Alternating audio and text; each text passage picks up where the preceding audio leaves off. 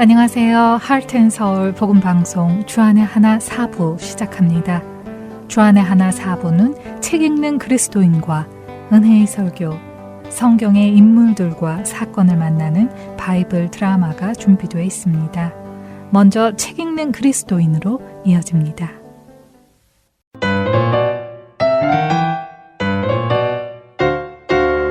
애청자 여러분 안녕하세요. 성도들에게 추천해드릴 만한 신앙서적을 읽고 내용 속에서 우리가 생각해 볼 것들을 함께 나누는 시간, 책 읽는 그리스도인 시간 진행의 정지혜입니다.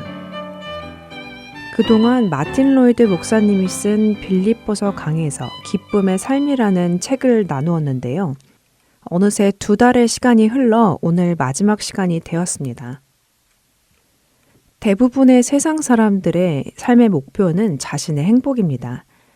그렇기에 그들은 자신을 행복하게 해줄 수 있다고 믿는 그 무언가를 찾고 가지려는 데에 거의 모든 시간을 쓴다고 해도 과언이 아닙니다.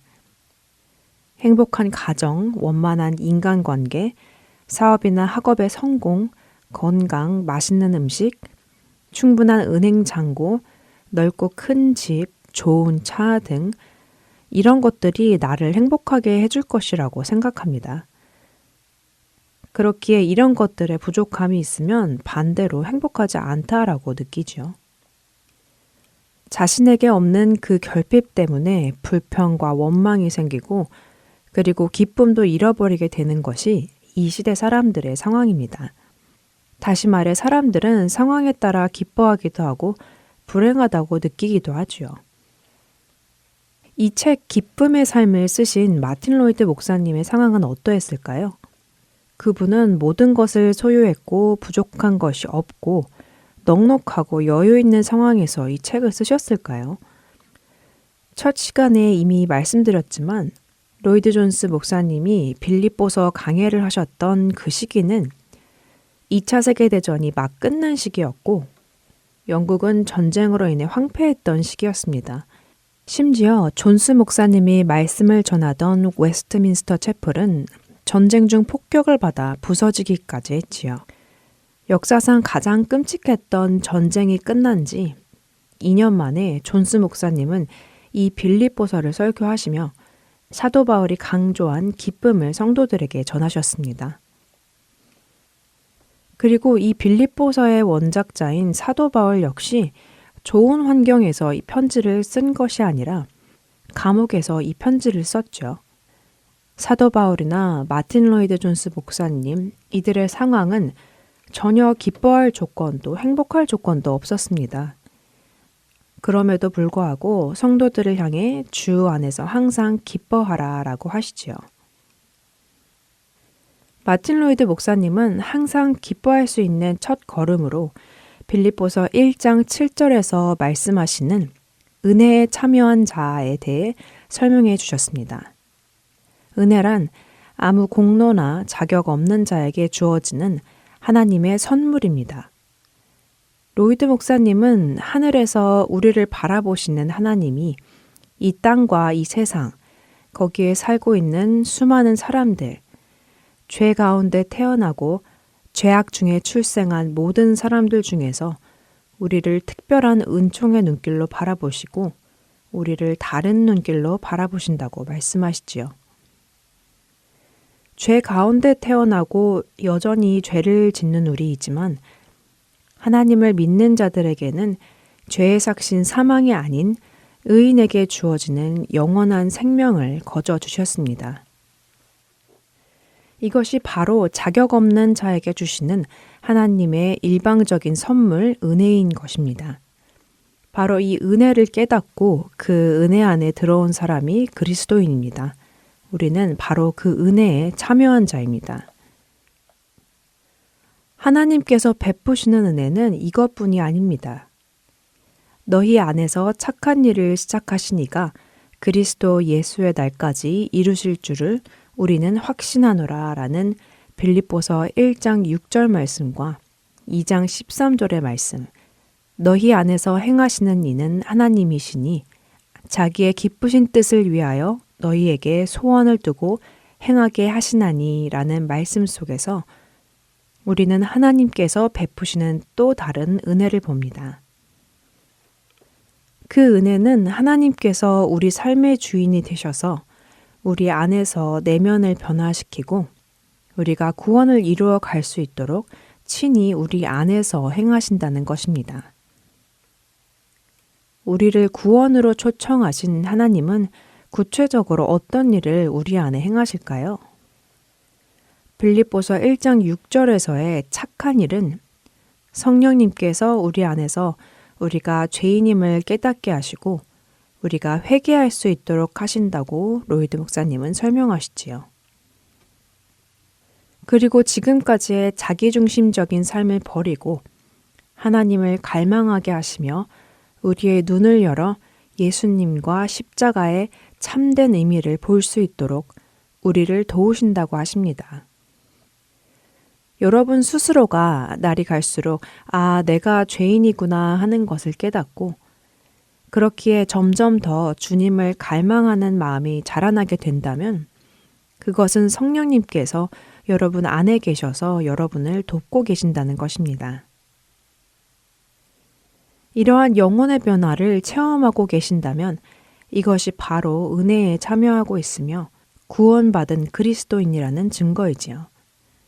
죄인인 내가 구원에 이르게 되었다는 사실을 깨닫게 되면 우리는 기뻐할 수밖에 없습니다. 하지만 이런 은혜를 깨달았음에도 불구하고 종종 우리는 그 기쁨을 잃어버리기도 하는데요. 언제 그 기쁨이 사라질까요? 주로 우리가 이해할 수 없는 여러 가지 일들, 인간관계 상처, 갈등, 실패, 힘든 육체의 병, 돈이나 가족을 잃어버리는 상실감과 같은 일들이 일어나게 되면 왜 나한테 이런 일이 생겨야 하지? 라고 생각하기도 하고 그래서 불행하다고 느끼기도 하며 기쁨이 사라지기도 합니다. 물론 이런 일들은 유쾌하지도 반갑지도 않은 일들입니다.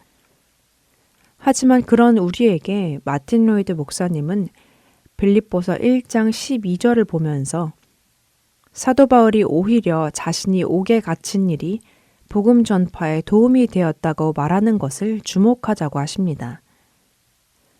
사도 바울은 감옥에 있는 자신을 걱정하는 성도들을 위로하며 자신의 당한 일이 복음 전파에 도움이 되었음을 말하며 기쁘다고 편지에 적었습니다. 바울은 어떻게 감옥에 갇혀서도 이런 말을 하게 되었을까요? 바울이 그 상황에서도 기쁨을 누리는 이유는 무엇일까요? 마틴 로이드 목사님은 바울이 이런 대답을 할 수 있는 것은 사도 바울은 하나님께서 이 모든 일을 통해 자신을 하나님의 자녀로 완성시켜 나가신 과정임을 알았기 때문이라고 말씀하시지요. 사실 우리의 삶 속에 고난과 시련이 없으면 우리는 삶에서 역사하시는 주님의 손길을 쉽게 잊어버리고는 합니다. 우리는 만사가 잘 풀릴 때에는 멈추어 생각하지 않지요. 그러나 우리의 삶에 여러 가지 사건들이 일어날 때 우리는 비로소 그 자리에 멈추어 생각해보고 하나님을 찾게 됩니다. 주님은 이런 일을 통해 우리의 방향을 하나님께로 돌리게 하시지요. 그리고 그런 하나님의 의도를 알게 되면 우리는 우리 앞에 있는 문제 너머에 계시는 하나님을 볼 수 있게 되지요. 하나님께서 내 앞의 상황들을 통해 나를 빚어가시며 하나님께서 기뻐하시는 모습으로 만들어가고 계심을 깨닫게 될 때 우리는 그런 상황을 허락하신 하나님께 감사하게 되고 나를 버리지 않고 동행하시며 인도하시는 하나님으로 인해 기뻐할 수 있습니다. 구원받을 수 없었던 우리가 구원을 받아 다시 하나님과 화목하게 되고 하나님의 자녀라 부름받기에 부끄러울 것 없는 흠없고 책망할 것이 없는 사람으로 빚어져 가는 것. 그것이 우리의 기쁨이며 동시에 하나님의 기뻐하시는 뜻입니다. 하나님은 자신의 그 기뻐하시는 뜻을 위해서 지금도 우리 안에 선한 갈망을 넣어주시고 그 길을 가게 하십니다. 결국 우리는 우리 자신이 하나님과의 관계를 바로 세우고 복음의 의미를 매일 누릴 때에 기뻐할 수 있고 그 기쁨은 주변으로 퍼지게 되지요. 만약 그리스도인이 기쁨을 잃어버렸다면 구원에 대한 갈망이 시들어졌고 하나님 나라를 바라보는 시선이 땅에 떨어졌기 때문일 것입니다. 그렇기에 우리는 우리의 시선을 세상에서 말하는 행복에서 옮겨서 하나님 나라에 고정해야 합니다. 지난날 내가 겪은 일들, 오늘날 내가 겪고 있는 상황들 모두 구원으로 가는 그 과정이라는 것이며 은혜에 참여하는 길이며 성령님께서 인도하고 계시는 그 길목에 서 있다는 것입니다. 회개할 수 있는 길, 하나님을 더 사랑하고자 갈망하는 그 길로 인도하시는 하나님이 보이시나요? 하나님께서 내 삶을 구원받은 성도의 삶으로 만들어 가시는 것을 느끼시나요? 내 안에서 행하고 계시는 하나님의 손길을 느끼며 기쁨을 회복하는 우리가 되기를 소원합니다. 그리고 이 구원의 길을 걸어갈 수 있게 성도의 삶을 살며 하나님과 교제 나눌 수 있도록 해주신 예수님의 은혜를 묵상하기를 원합니다. 빌립보서 2장 1절에서 16절의 말씀을 읽으며 마치겠습니다. 그는 근본 하나님의 본체시나 하나님과 동등됨을 취할 것으로 여기지 아니하시고 오히려 자기를 비워 종의 형체를 가지사 사람들과 같이 되셨고 사람의 모양으로 나타나사 자기를 낮추시고 죽기까지 복종하셨으니 곧 십자가에 죽으심이라. 이러므로 하나님이 그를 지극히 높여 모든 이름 위에 뛰어난 이름을 주사 하늘에 있는 자들과 땅에 있는 자들과 땅 아래에 있는 자들로 모든 무릎을 예수의 이름에 꿇게 하시고 모든 입으로 예수 그리스도를 주라 시인하여 하나님 아버지께 영광을 돌리게 하셨느니라. 그러므로 나의 사랑하는 자들아 너희가 나 있을 때뿐 아니라 더욱 지금 나 없을 때에도 항상 복종하여 두렵고 떨림으로 너희 구원을 이루라.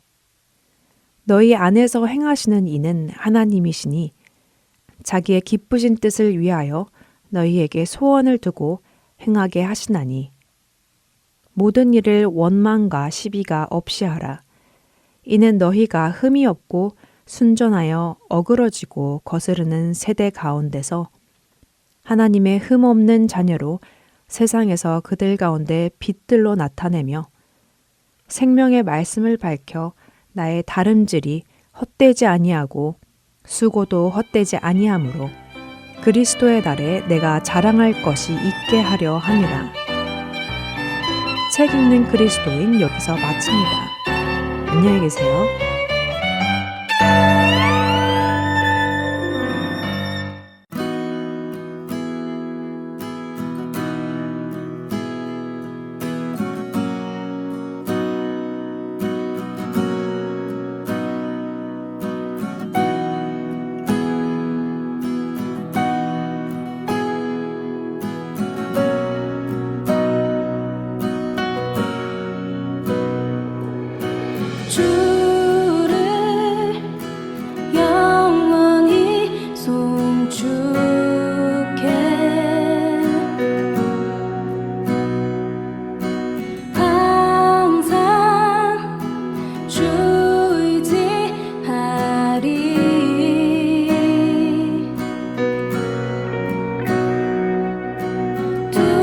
두려움 속에서 날 건지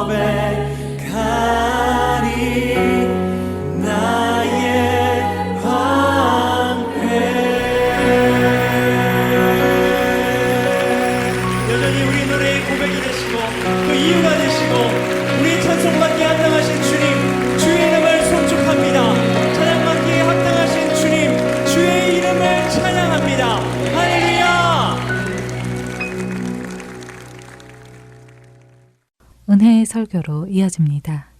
오늘은 캐나다 밴쿠버 그레이스 한인교회 박신일 목사님께서 눈을 열어주시던 날이라는 제목의 말씀 전해 주십니다. 은혜의 시간 되시길 바랍니다. 오늘 나눌 말씀은 요한복음 9장에 있는 말씀인데요. 10절로 12절까지 먼저 봉독해 드리도록 하겠습니다. 신약성경 요한복음 9장 10절부터 12절까지 말씀입니다. 그들이 묻되 그러면 내 눈이 어떻게 떠졌느냐?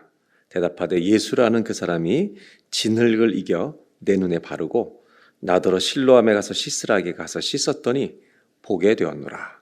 그들이 이르되 그가 어디 있느냐? 이르되 알지 못하노라 하니라. 아멘.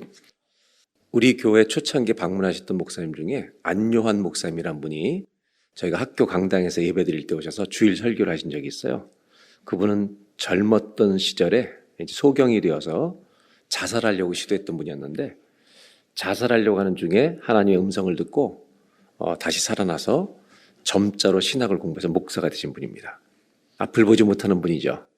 그분이 강당에 와서 모여있는 우리 교인들한테 처음 했던 설교 때 했던 처음 한 문장을 저는 잊지를 못해요. 앞에 안 보이는 분인데 눈을 다 감으신 채로 여러분 아름다우십니다. 이렇게 얘기하시는데 못 보니까 아름다운 거지. 안 보이니까 아름다운 거지. 이런 생각이 드는가 하면 또 하나는 옆 사람을 아름답게 볼 수 있다면 얼마나 좋을까. 우리는 늘 못된 것만 보잖아요. 우리 설교를 시작하기 전에 옆 사람한테 아름다우십니다. 한번 인사. 이게 무슨 뜻인지 아세요? 제발 좀 아름다워라. 제발 좀 말 함부로 하지 말고 아름다운 사람이 되어다오. 이런 믿음의 고백입니다. 오늘은 그 소경이었다가 눈을 뜨게 된 실로암의 소경에 대한 이야기를 통해서 하나님이 주시는 교훈을 잠시 나누려고 합니다. 예수님이 이 땅에 오신 목적이 무엇인가? 우리를 죄에서 구원해 주게 오신 게 맞습니다. 이게 본질적인 것이죠. 그런데 지난주에는 그 죄에서 건지실 뿐만 아니라 걸음마를 가르쳐 주게 오셨다. 오늘은 눈을 뜨게 해주게 오셨다. 다 눈 뜨고 있는 사람들도 눈을 떠야 돼요. 영적인 눈이 열려야 돼요. 그리고 이 눈을 열어주셨다는 말은 봐야 될 것을 보라는 거예요. 자꾸 보지 말아야 될 거 보지 말고 봐야 될 것 봐라. 그런 의미가 여기 있다는 것입니다. 오늘 이 이야기의 마지막은, 이 스토리의 마지막은 이런 내용으로 끝이 납니다. 요한복음 9장 39절로 41절 읽어드리는데 이렇게 말씀하세요. 주의 깊게 여러분들 이해하셔야 돼요. 이 소경을 고친 다음에 주님은 심판에 대한 얘기를 하세요. 심판. 예수께서 이르시되 내가 심판하러 이 세상에 왔으니, 이 소경을 눈뜨게 한 게 심판과 관계되어 있다는 거예요. 보지 못하는 자들은 보게 하고 본다고 하는 자, 보는 자들은 맹인이 되게 하려 함이라. 40절.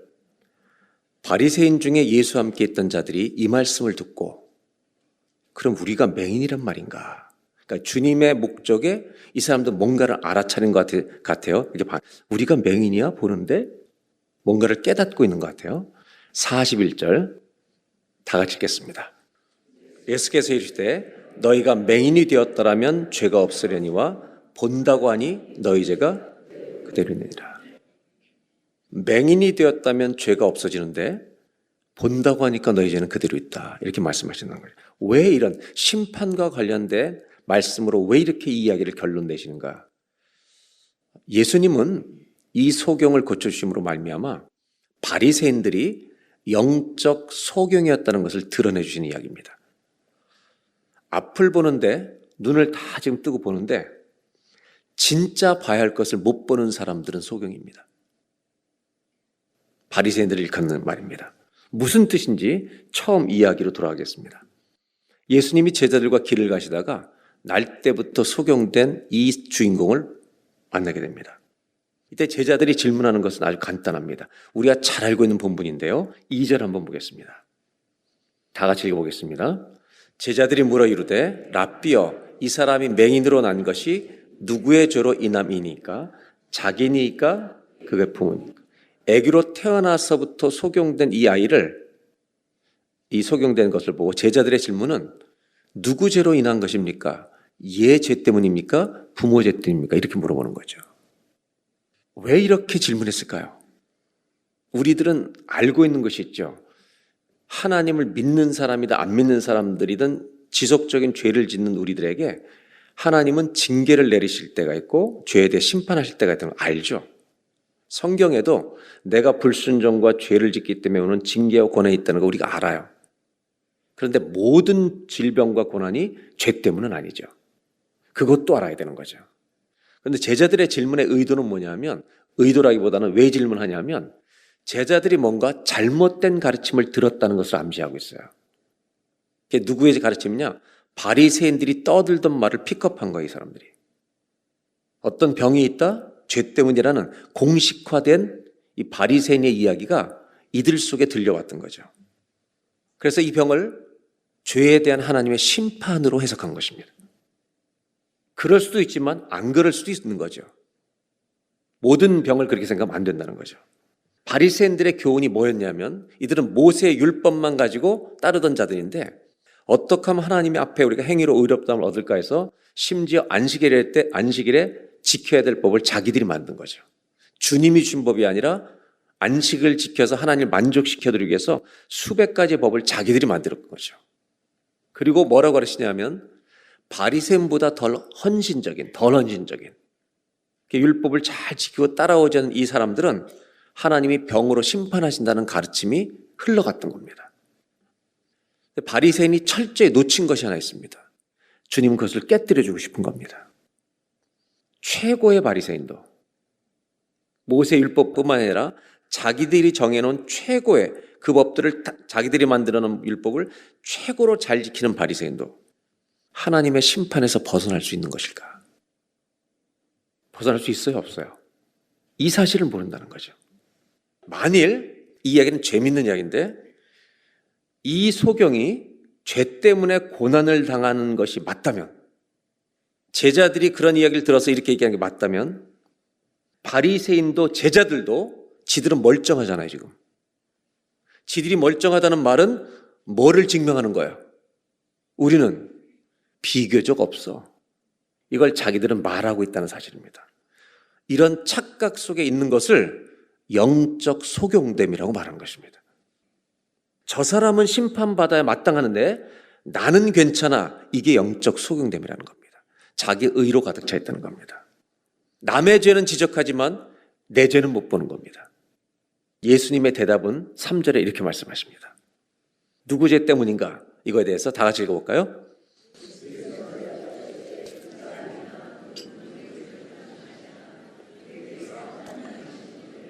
아멘. 이 병을 통해 하나님이 하신 일을 드러내고자 합니다. 여러분, 우리에게 고난이 있을 때 어떤 동기로 고난이 왔든지 이 아픔과 모든 것들이 하나님이 우리 가정에 내 인생에 하신 일을 드러내는 것으로 여러분들 결론에 이르는 역사가 있길 바랍니다. 그렇게 가야 한다는 것이죠. 이것을 하나님의 영광으로 표현해도 좋지만 조금 더 구체적으로는 이 일을 통해서 하나님 뭔가를 우리에게 알려주신다. 디스플레이 하려고 하신다. 우리한테 보여주실 것이 있다는 말씀을 하고 계신 것입니다. 사람이 가장 먼저 해야 될 것은 눈을 열어서 자기를 보는 게 아니라요, 살아계신 하나님을 봐야 하는 거예요. 이게 가장 먼저 해야 될 겁니다. 하나님이 하신 일을 보자는 겁니다. 바리새인들은 자기들이 하고 있는 걸 보여주고 싶어하는 사람들입니다. 기독교 신앙은 내가 바르게 살고 있다는 것을 보여주는 게 먼저가 아닙니다. 먼저가 아니란 말입니다. 기독교 신앙은 내가 살아온 삶이 하나님의 의로움 앞에서 철저하게 실패했음을 고백하는 데서 출발해야 하는 것입니다. 그리고 그분의 의를 힘입어 내가 의롭다움을 받았기에 의의 열매를 맺고 싶은 소원을 가지고 주님을 닮아가는 것이 신앙생활인 것입니다. 기독교가 마치 윤리적인 이 세상에 의로움을 더해야 된다, 이것만 얘기한다면 우리도 똑같은 바리새인 병에 빠질 것입니다. 여러분, 사람들을 사랑해야죠. 그러나 우리가 사람들을 사랑하는 것이 먼저가 아닙니다. 사랑에 실패했다는 것을 고백하는 것이 기독교는 먼저야 한다는 것입니다. 그리고 우리의 모든 사랑의 출발은 실패한 나에게 십자가의 사랑을 가르쳐 주신 모든 사랑의 출발도 예수의 십자가 사랑해야 한다는 것입니다. 예수님, 하나님 말씀하셨잖아요.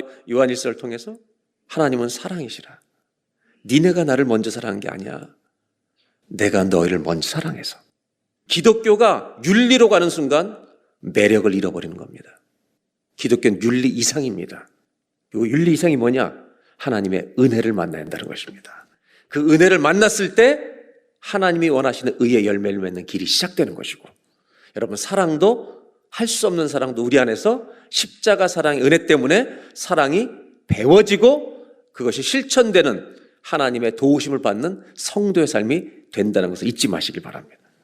예수님은 앞을 못 보는 이 사람에게 바리새인처럼 율법을 지켜서 행위로 의롭다함을 받으라고 권하지 않으십니다. 누가 하나님 앞에서 행위로 의롭다함을 받을 수 있겠습니까? 아무리 그렇게 사는 사람도 그들의 결과는 그들의 죄 때문에 심판당할 수밖에 없다는 것입니다. 예수님은 이 사람의 눈을 열어주심으로 말미암아 우리의 인생은 하나님께 영광을 돌려야 한다, 이렇게 이 이야기를 끌어가고 계시다는 겁니다. 사람은 하나님이 하시는 일을 볼 줄 알아야 합니다. 내가 하는 일 먼저가 아니라 주님이 하시는 일, 주님이 나를 위해 해주신 일, 그래야 그 은혜를 알아야 그 사람의 영광을 돌릴 수 있는 것입니다. 여러분, 하나님의 은혜를 입은 것도 없이 주일날 와가지고 찬송하고 영광을 돌린다면 그거는 여러분 노동입니다. 의무가 되는 겁니다. 그런 노동과 고역과 의무의 형식은 다 지치는 겁니다. 신앙생활이 지친다, 주의 영광을 못 보는 겁니다. 그분의 은혜를 못 보는 겁니다. 지금 바리새인들은 자신들이 만든 법을 지키려 했고, 예수님은 안식일이 사람을 위하여 있다고 가르치셨습니다. 바리새인의 눈으로 볼 때 예수님은 안식일을 준수하는데 반대하는 파괴자처럼 보였습니다. 안식일 파괴자. 중요한 차이점은 뭐냐? 바리새인은 예수님이 하나님이 보내신 분이라는 것을 끝까지 못 보고 믿지 못합니다. 그런데 소경은 예수님이 누구신 줄 이제 보게 됩니다. 나중에. 이게 가장 중요한 차이입니다. 이들의 대화를 좀 보도록 하겠습니다. 이 소경이 이제 실로만 가서 씻어서 낫습니다. 그런데 잘 알잖아요. 동네에 어릴 때부터 소경이었던 사람이 눈을 떴으니까 죄 때문에 이 사람이 소경된 걸 믿고 있었던 바리새인들은 어떻게 떠졌는지 너무 궁금해요. 왜? 떠졌다는 말은 혹시 죄가 다 사함받았다는 것이기 때문에. 그럴 수 있기 때문에. 그래서 너무너무 궁금해서 어떻게 나왔는지 달려가서 물어보기 시작합니다. 그랬더니 9장 16절에 한번 보겠습니다. 이때부터 자기들 사이에 내분이 일어납니다. 바리새인들 안에. 바리새인 중에 어떤 사람 말하되 이 사람이 안식일을 지키지 아니하니 예수님이 하나님께로부터 온 자가 아니라 하며 어떤 사람은 말하되 죄인으로서 어떻게 이러한 표적을 행하겠느냐. 즉 바리새인 중에도 고민이 시작되는 사람이 있었다는 말이에요. 그래서 그들 중에 분쟁이, 즉 바리새인 안에 내분이 일어났다는 겁니다. 얼마나 은혜로운 말씀인지 몰라요. 이게.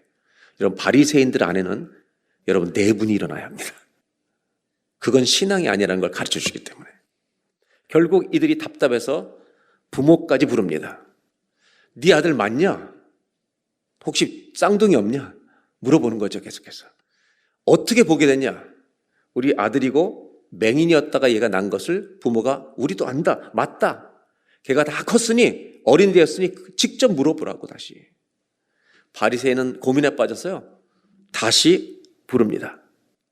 처음에 물어봤다가 아무리 의해서 부모님 다시 물어봤다가 다시 만납니다.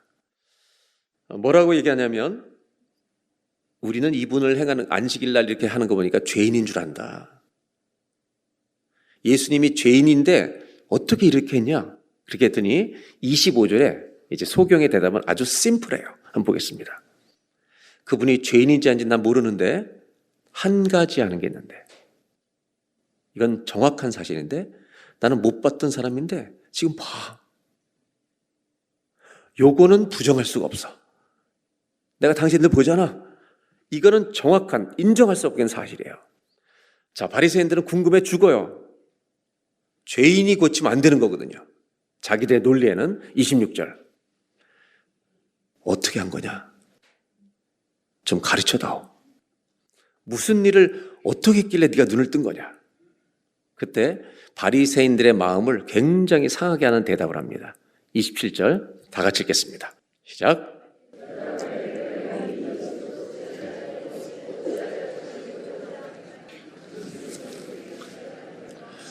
가장 자존심 상하게 하는 말 있죠.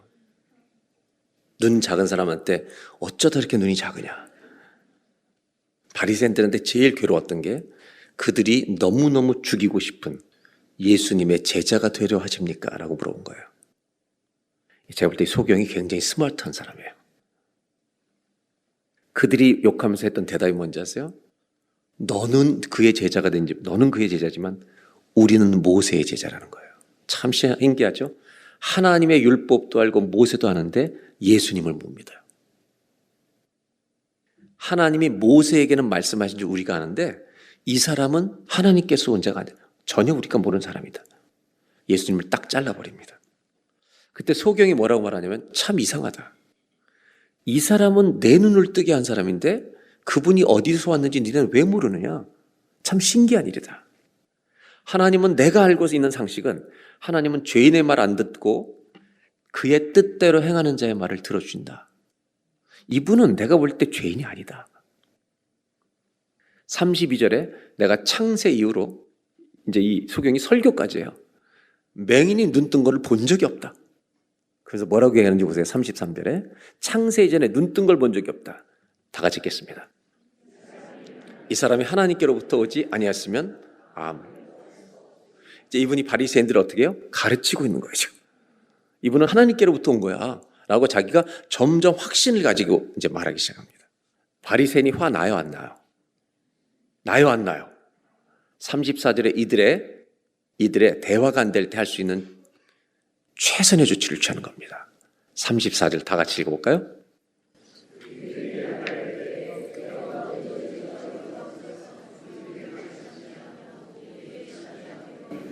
출교. 그냥 쫓아내버립니다.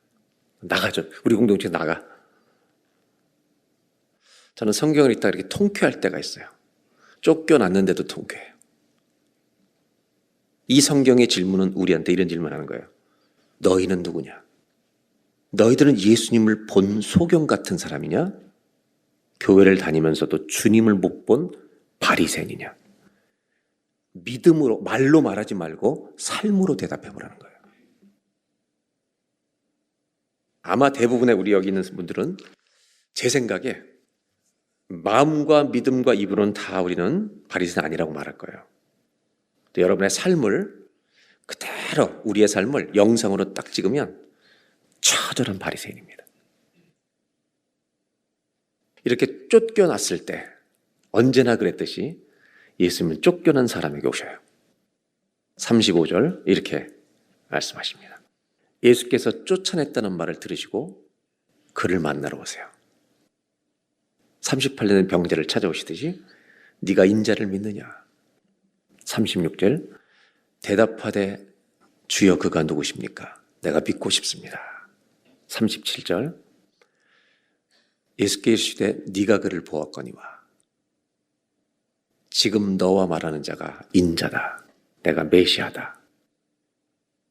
38절을 이 말을 들었을 때 이 사람이 어떻게 반응하는지 38절을 다 같이 함께 봉독합니다.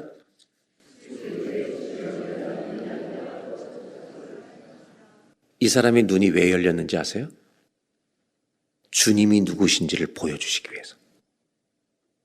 알게 하기 위해서. 그리고 주여 내가 믿나이다 한 다음에 한 행동은 엎드려 절했다고 말합니다. 저는 우리 교인들에게 꼭 부탁하고 싶은 게 있는데 제발 예수님을 믿어달라고 구걸하지 마세요. 예수님은 믿어달라고 구걸해야 될 분이 아니에요. 그분이 누구신지 알게 되는 날 사람들은 무릎을 꿇는 거예요. 이분이 만왕의 왕이시구나. 만유의 구주시구나. 예수님은 하나님이십니다. 우리의 의로움이십니다. 그분을 만나는 사람에게만, 그 죄인에게는 소망이 있습니다. 우리가 그분을 믿음으로 구원의 은혜에 들어갈 뿐만 아니라 인생의 목적이 바뀌고 내가 전혀 살아보지 못한 거룩한 꿈과 삶에 대한 소원이 주님 때문에 생긴다는 것입니다.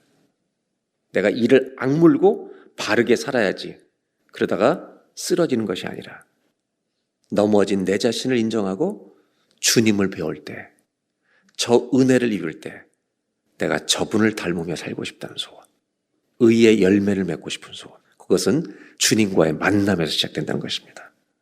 질문이 있습니다. 우리는 자기가 누구인지 보고 있는 건가? 똑바로. 우리는 정말 내가 누구인지 보고 사는가? 아니면 남만 보고 사는가? 만일 교회에서 그렇게 열심히 신앙생활하는 것처럼 보이지만 가정에서 남편답게 살지 못하고 아내답게 살지 못하고 자식답게 살지 못하고 이렇게 살아간다면 우리는 과연 누구인가? 우린 소경에서 눈을 뜬 이 사람이 아니라 우리는 바리새인이죠.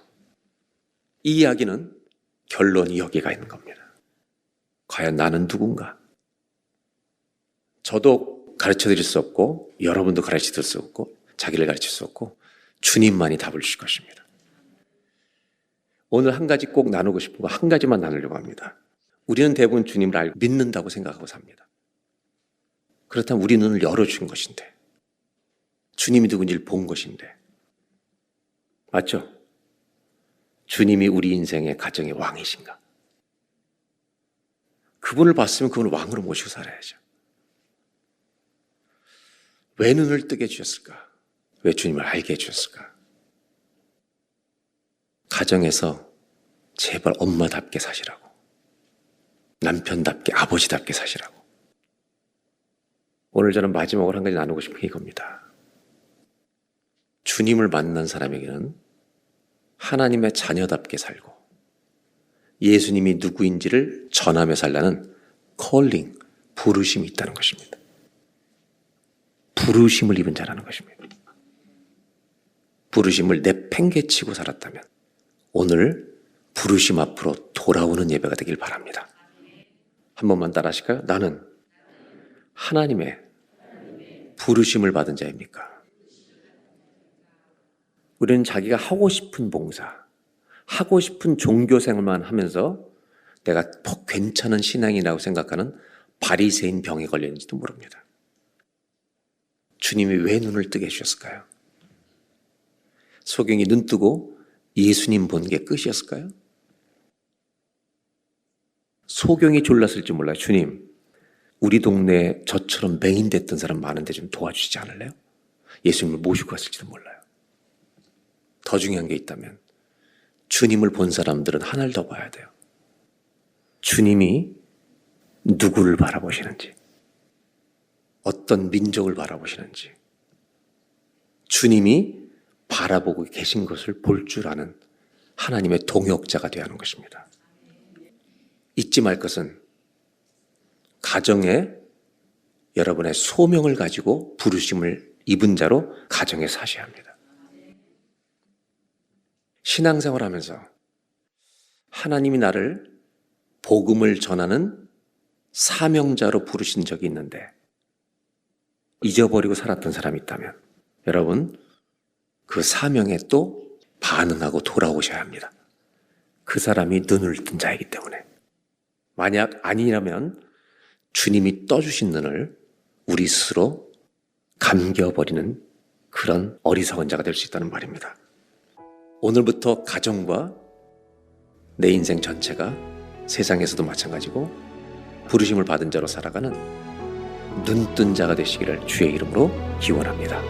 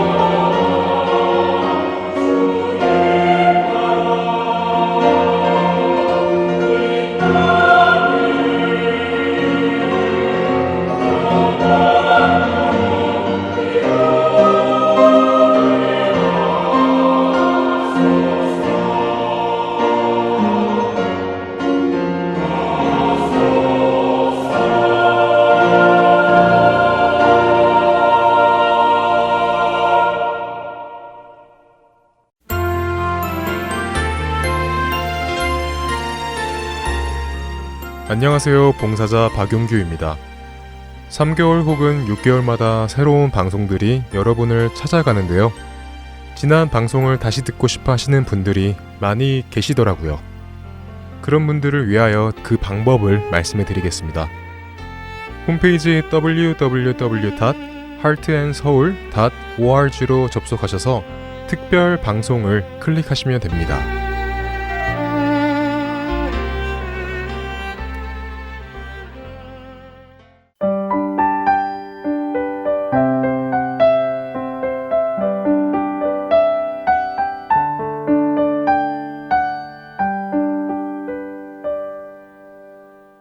성경 속의 인물들과 사건을 만나는 바이블 드라마로 이어집니다.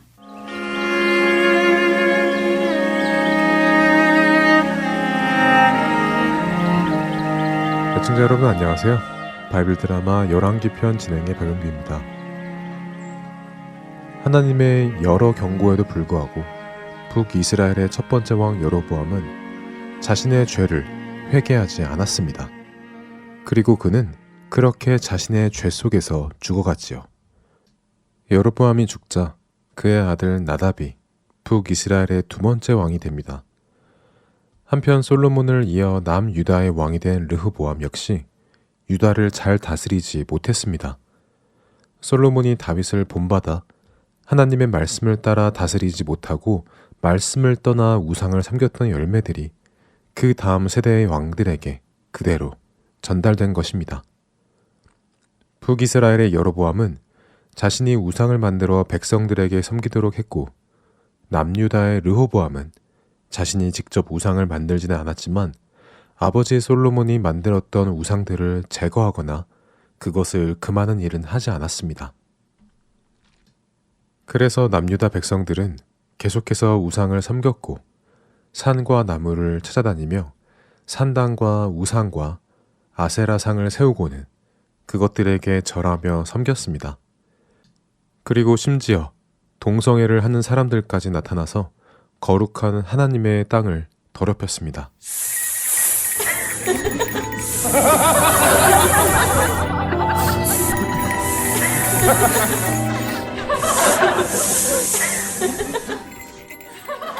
하나님께서는 가나안 족속의 죄를 미워하셔서 하나님의 백성을 그 땅에 보내시고 가나안을 깨끗게 하셨지만 이스라엘 백성들은 하나님의 백성으로 거룩하게 살아가는 것이 아니라 오히려 하나님이 내어 쫓은 가나안 사람들처럼 변해가고 있었습니다.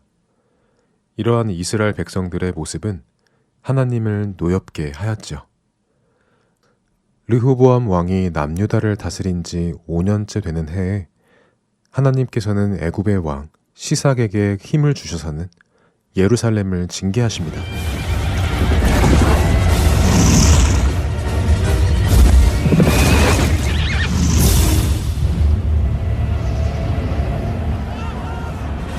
애굽의 왕 시삭은 수많은 군대를 데리고 올라오며 남유다는 물론 북이스라엘에게 속한 마을 150군대를 공격하며 수많은 피해를 줍니다.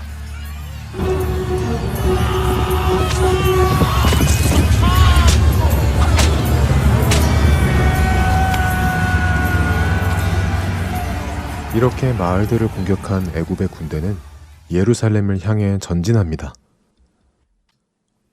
왕이시여, 르호보암 왕이시여, 큰일 났습니다. 뭐가 또 큰일이냐? 애국 군대가 아직도 떠나가지 않고 있더냐?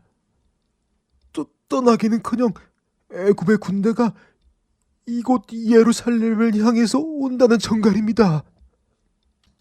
뭐야? 아니 그냥 마을 몇 개만 공격하고 말 일이지 이곳까지는 무엇하러 온다는 것인가?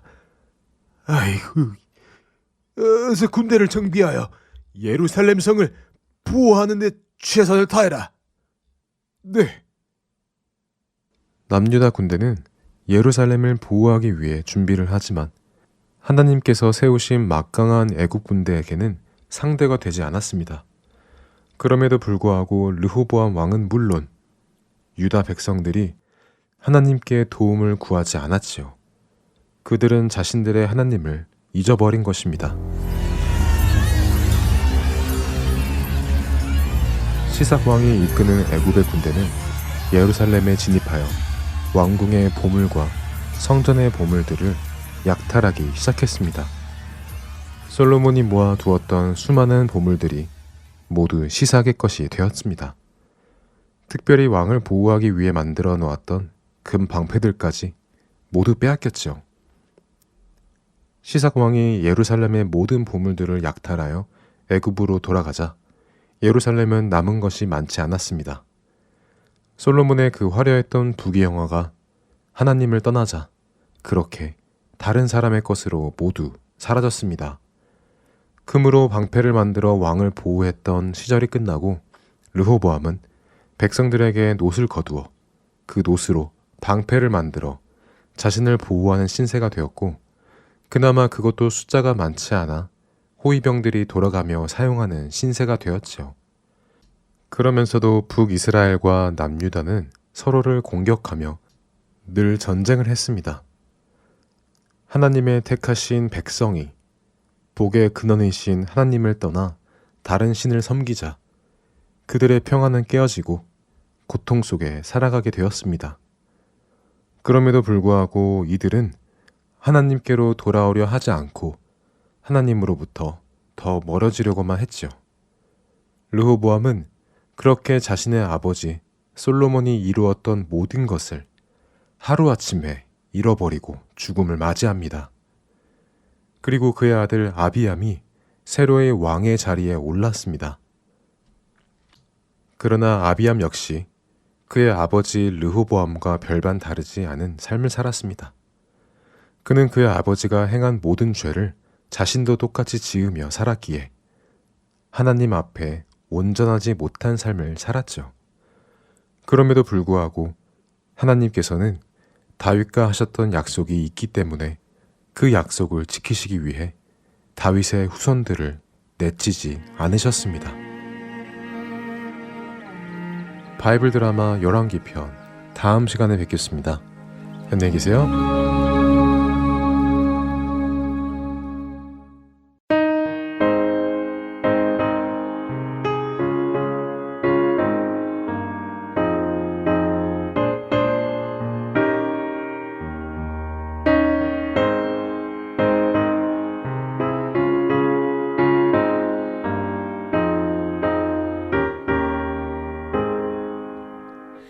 나 주를 멀리 떠났다 이제 옵니다.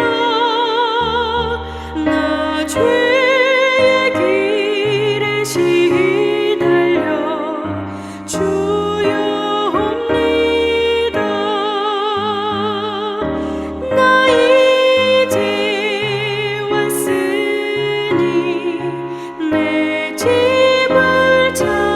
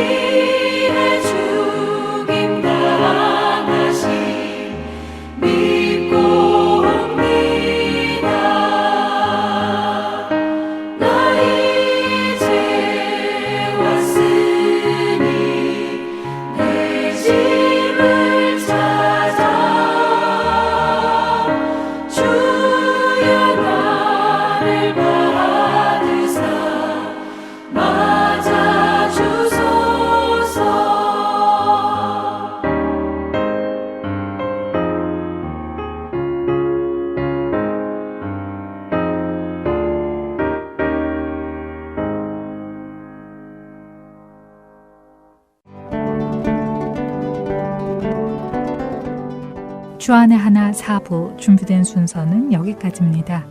언제나 주님의 임재 안에 거하시는 우리 모두가 되길 소망합니다. 다음 시간에 다시 찾아오겠습니다. 안녕히 계세요. 고맙습니다.